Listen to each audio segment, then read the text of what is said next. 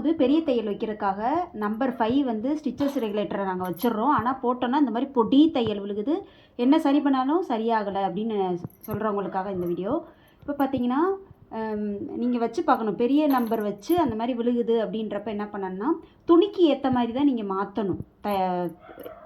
சாஃப்டான துணினா இப்போ 2 அந்த மாதிரி வச்சுக்கணும்.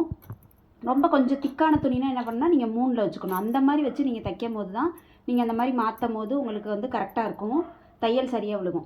அதே போல் உங்களுக்கு இதில் உள்ள வந்து லூஸாக இருந்தால் மட்டும்தான் வந்து உங்களுக்கு தையலில் ப்ராப்ளம் வரும். இந்த இடத்துல பார்த்திங்கன்னா இதான் வந்து டென்ஷன். அதே போல் டென்ஷன்லாம் கரெக்டாக இருக்கும், ஆனாலும் எங்களுக்கு பிரச்சனை அப்படின்னா நீங்கள் ஒன்று அடியில் பார்க்கணும், இதை கலட்டிட்டு டஸ்ட்டு அதிகமாக இருக்கான்னு பார்க்கணும். கீழே இருக்கக்கூடிய பாபின் டப்பியை வந்து கரெக்டாக இருக்கா, நூலோட இழுவிசை அதை பார்க்கணும். மேலே அதே போல் இங்கேயும் இழுக்கும் போது கரெக்டாக இருக்கான்றதை செக் பண்ணணும். எல்லாம் சரியாக இருக்குது அப்படின்றப்ப நீங்கள் என்ன பண்ணணும்னா இந்த மாதிரி தையல் போடும் போது நம்ம போட்டு காட்டுறேன். இப்போ வந்து 3ல் இருக்குன்னா 3லையோ அல்லது 2லையோ ஏதோ வச்சுருக்கீங்க நீங்கள் நம்பர் அப்படின்னா, இப்போ நான் தையல் போடுறேன்.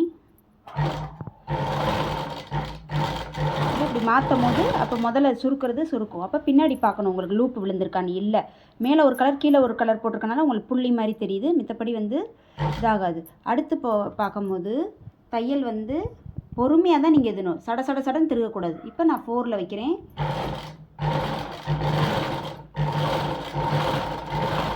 இப்போ எடுத்து பார்க்குறோம், இந்த பெரிய தையல் நல்லா தான் விழுகுது.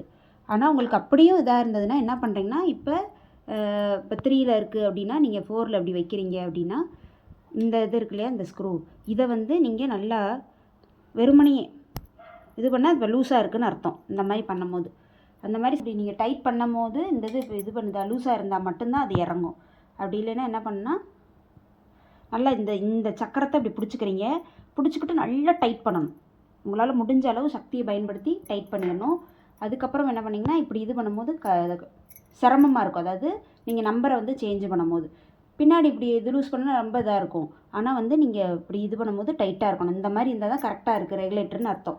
இப்போ 4ல் வச்சாச்சு. இப்போ நான் தையல் போடுறேன்.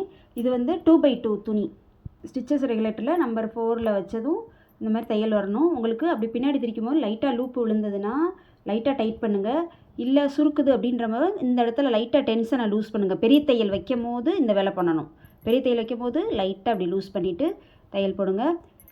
ஆனால் நம்ம துணி சேஞ்ச் பண்ணும்போது கண்டிப்பாக வந்து ரெகுலேட்டரோட அளவை வந்து மாற்றணும். ஒவ்வொரு துணிக்கும் ஒவ்வொரு மேப். இந்த சாஃப்டான துணினா நீங்கள் என்ன பண்ணால் ரெகுலேட்டரில் வந்து நீங்கள் 2.5 அல்லது 2.25 நம்ம சொல்கிற மாதிரி வைக்கணும்.